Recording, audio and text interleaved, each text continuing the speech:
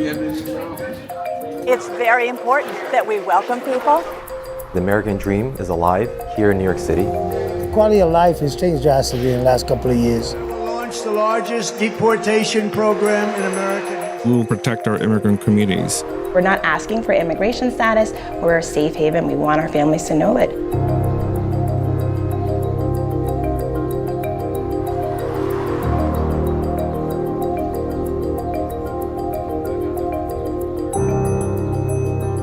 Welcome to New to the Neighborhood, Migrants on the West Side. I'm Errol Lewis.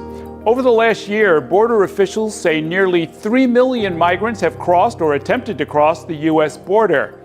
Many are fleeing political persecution, violence, and crumbling economies. And statistics show more than 220,000 have landed here in New York, putting tremendous strain on city, state, and federal resources. The influx has forced the city to make some quick changes in expenditures on housing, food, and health care.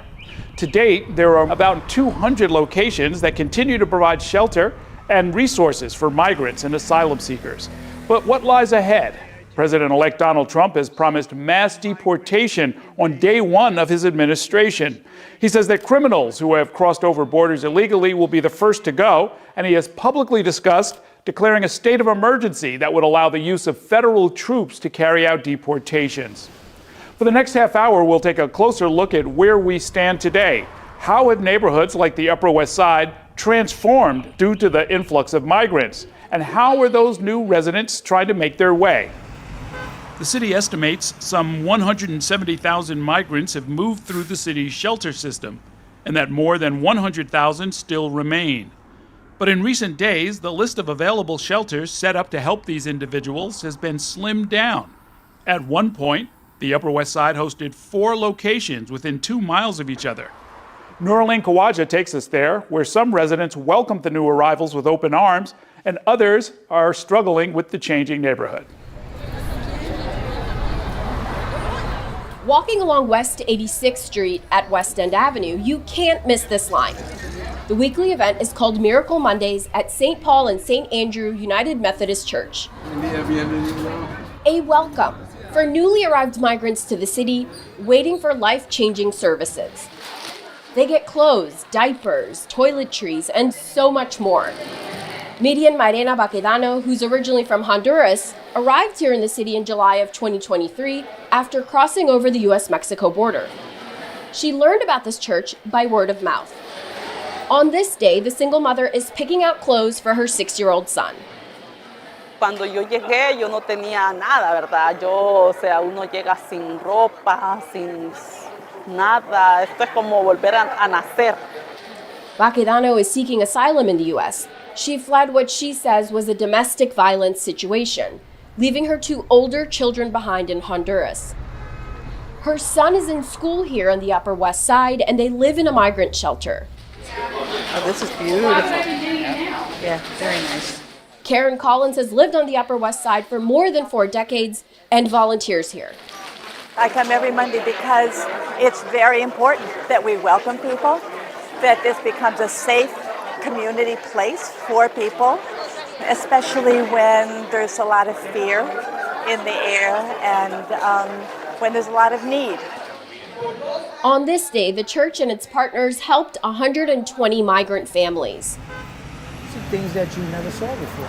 Meanwhile, some area residents like Celso Gomez, who has lived here for more than 50 years, are frustrated by the presence of migrant shelters in the neighborhood. At the time we met up with Gomez, there was one on the same block as where he went to grade school and where his current doctor is. I see a patrol car out front. So I asked the officer, what's going on here? Something I should know about? He's like, no, we're stationed here because of the shelter. I said, what shelter? He's like, right here. I was like, oh, wow. I never knew that was a shelter. Gomez says he's not anti-immigrant, coming from a Cuban and Dominican household, but he believes migrants are changing the feel of the neighborhood. The quality of life has changed drastically in the last couple of years. I saw a lady with a baby sitting on the floor begging for money with a sign, begging for money. That's something that we're not used to seeing up here. You know, we have a homeless situation here, but not to that degree.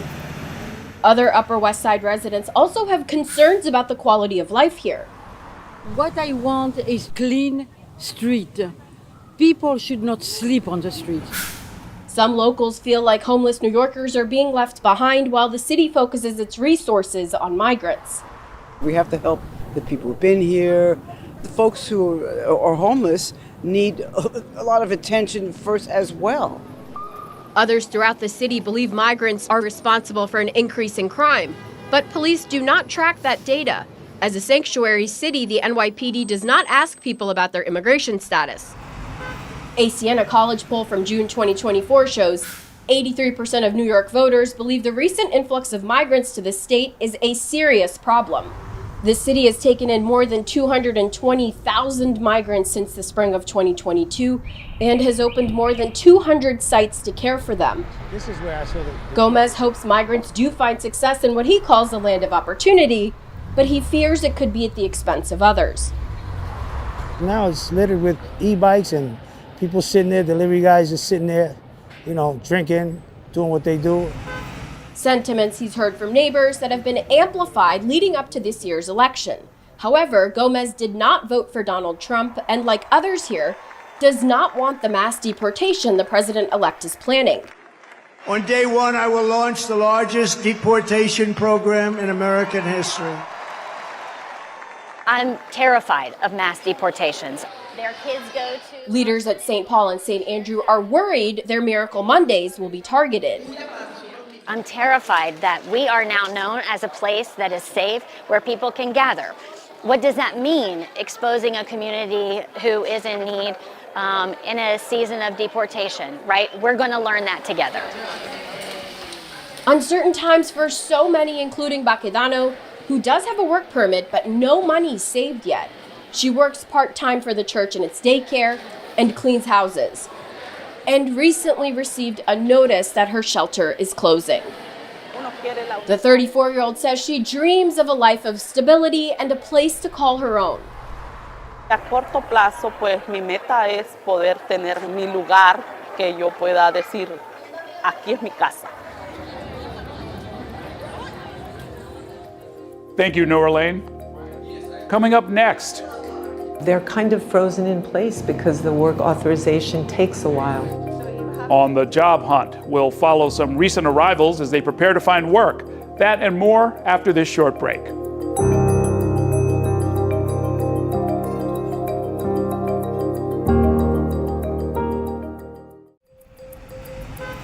Had one encounter with an immigrant family, and they wanted to sell me something, and you could tell they were very sincere and they were hard up, and I gave them $20. Since immigrants started arriving, there's been real enthusiasm about helping them, giving things, volunteering. What there has not been enthusiasm about is unemployed, homeless men in shelters who hang out. But for families, I really think there's been support.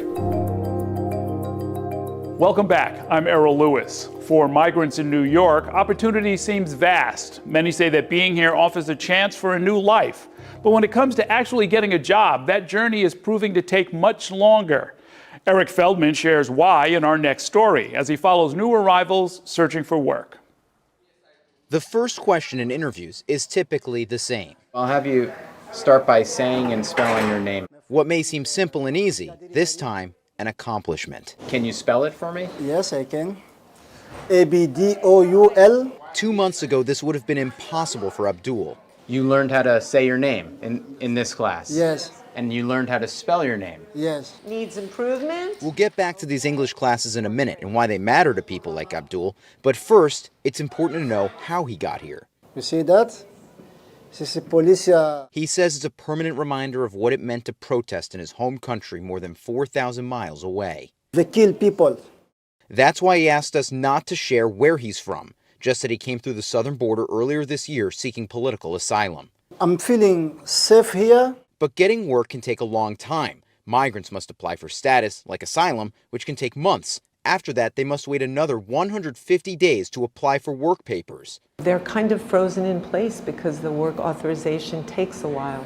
So you have to decide. Doris Athenaeus sees this firsthand. She teaches English as a second language through the Riverside Language Program on the Upper West Side, which helps recent arrivals find work. So can you tell me about yourself? Her 6-week intensive class incorporates job training, too. Ask some of the 17 questions. The class has helped some students land jobs and prepare others as they wait for work authorization, like Abdul. I want to be a nurse. While this program helps some on career paths, it's not for advanced degrees. Program director Berta Colon says they're unable to meet the demand. Hundreds of individuals who are applying and we can't accept them. And for others not in the program, even after getting work papers, it can be tough. One migrant telling New York One in a text message translated from Spanish, "My husband has all the papers, but he doesn't have a job. The struggle? He doesn't know English." You've just described our perfect client. That person should come to Workforce One. Dinah Shell Gross is the commissioner of NYC Small Business Services. She says its Workforce One program has helped find jobs for hundreds of recently arrived New Yorkers with work authorization and provided thousands more with resume and interview prep. But the reality is, there are hundreds of thousands of migrants who have come to the city since the spring of 2022. Do you think enough people know about you guys? No. She says they hand out flyers at shelters, conduct text campaigns, and enlist businesses like this one in Queens to help hire migrants. I feel that, I'm doing my part. Edward Song is the CEO of Commissary, which provides meal services through the city and employs dozens of migrants. Making sure that the American dream is alive here in New York City, if not, at least within Commissary. Joe Arwin says he's seeking political asylum from Venezuela, now a line cook at Commissary. He came to New York with his wife and his 5-year-old daughter, Joalie. This job, he says, is what got him out of the shelter system. Ahora puedo vivir tranquilo, pago mi alquiler, le compro las cosas que me pide mi hija. He says he wants to make New York his forever home, but that may not be up to him. Yo todo se lo dejo en manos de Dios. But it could also be up to President-elect Donald Trump. He has promised mass deportations, which could prevent millions of people in the U.S., like Joe Arwin and Abdul, from not only working, but being here altogether. Thank you, Eric. Coming up next. Whatever information you provide to us, whatever data we might have of you, it's private. We do not share it with others, and you should not have fear coming forward and continue to use critical services.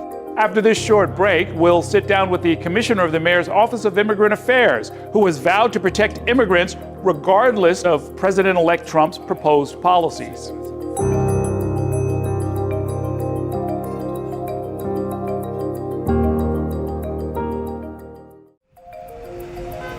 Immigrants coming, we have the shelter, there's one right around the block here. And hopefully they can stay and contribute because they do seem sincere and hardworking. I'm the child of immigrants to New York City, and so I am absolutely in favor of a kind of compassionate view towards accommodating people who are coming in. That said, we have to do it in such a way, and the city really has to do it in such a way, that we are able to take care of the people who are actually coming in. Thanks for staying with us. I'm Errol Lewis. New York is a sanctuary city, meaning there are certain policies on the books that limit what kinds of information can be shared with federal authorities about non-citizens. But what will happen when Donald Trump takes office in January? With his return to the White House, our city is getting ready to deal with a new set of hardline immigration policies. Philip Clint looks at how the city has handled the influx of migrants and how officials are planning to confront what lies ahead. New Yorkers became accustomed to images like these as hundreds and then thousands of migrants seeking asylum began arriving in the city more than 2 years ago. This started as a result of Governor Abbott from Texas busing individuals who may not have wanted to come to New York City. Among those welcoming the new arrivals was Manuel Castro, the commissioner for the Mayor's Office of Immigrant Affairs, who headed to the Port Authority terminal almost weekly. We needed to find places to shelter them, especially families with children who often arrived here not knowing where to go. The city struggled to find places to house these individuals and their families, putting a huge strain on the system.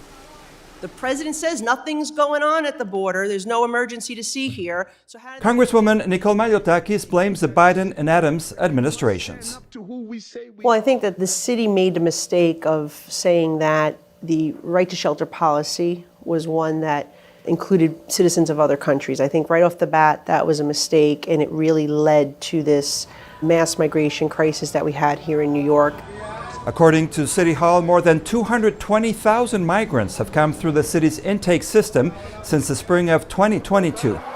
The vast majority of them needed somewhere to stay, so the city opened 210 sites, many of which were hotels. We've always been a nation of immigrants. We've always been a welcoming city, but we've never seen a situation where taxpayers were asked to spend billions of dollars to provide housing, to provide food, to provide health care, to provide education to individuals that were coming into our country.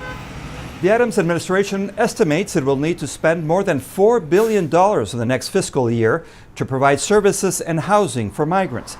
While the number of migrants seeking shelter has dropped considerably, Castro says the disruptions are still being felt, blaming the Biden administration.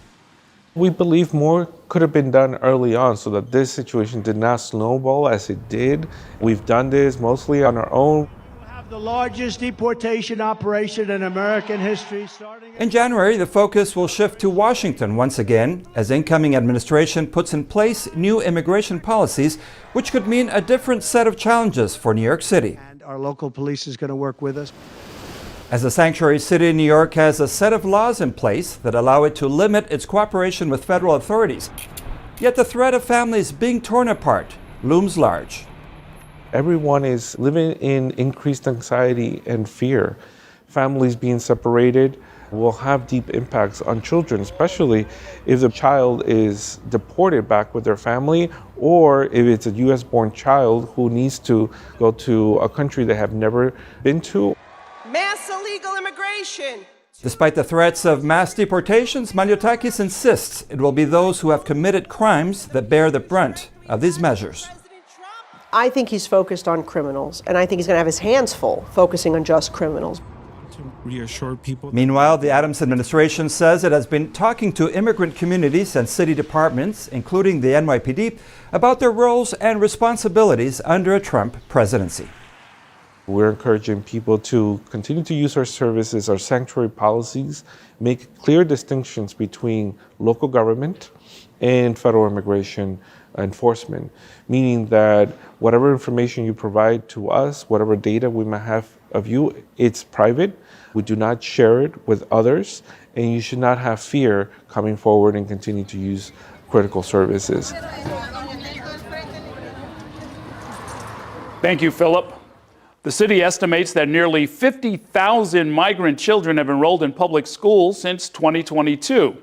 With these children making up an increasing share of the student population, educators are doing their best to ensure that they are welcomed into an inclusive environment, one where language is not a barrier. Jillian Jorgensen has more on that story from a classroom on the Upper West Side.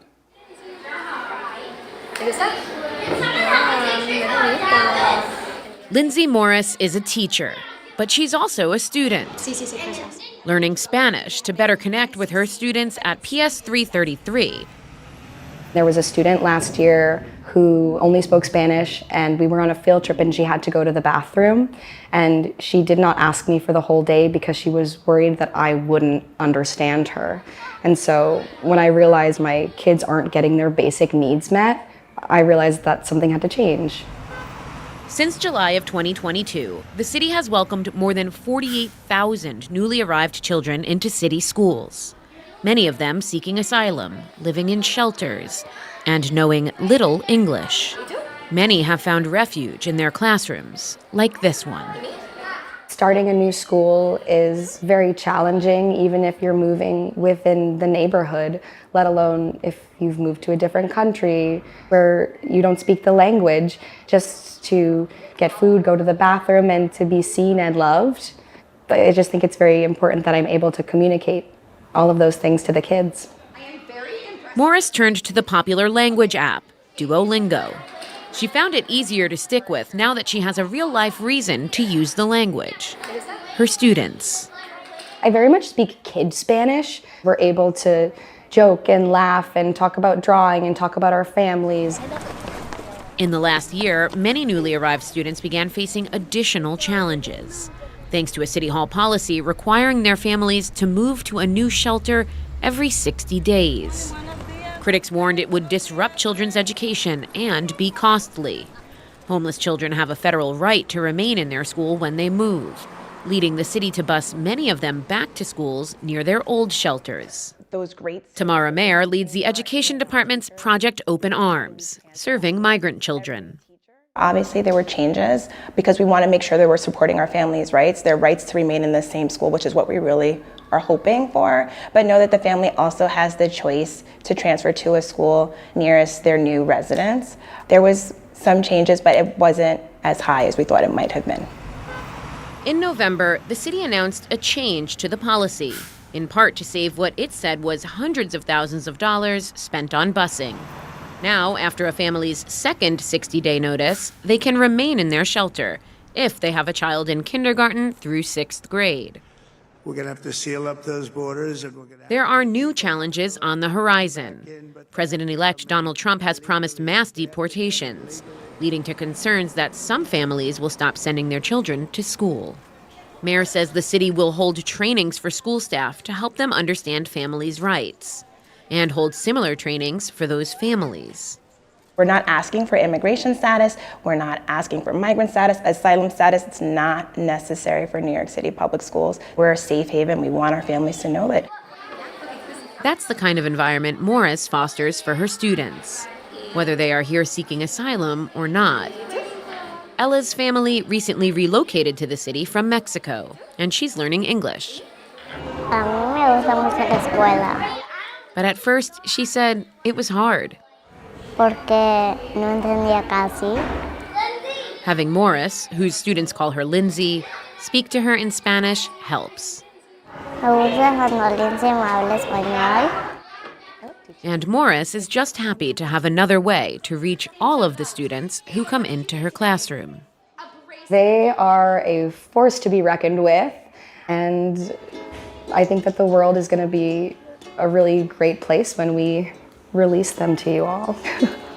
So long, farewell to you, my friends. Goodbye for now, until we meet again. I said so long. Thank you, Jillian.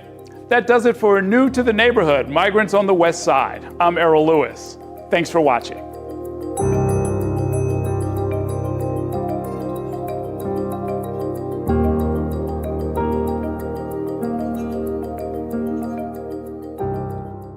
Thank you for watching our YouTube channel. Let Spectrum News be your resource for balanced, in-depth political coverage, and click the subscribe button right here. You can also download our app or watch us on TV to learn more about the candidates, where they stand on the issues, and more. We'll see you then.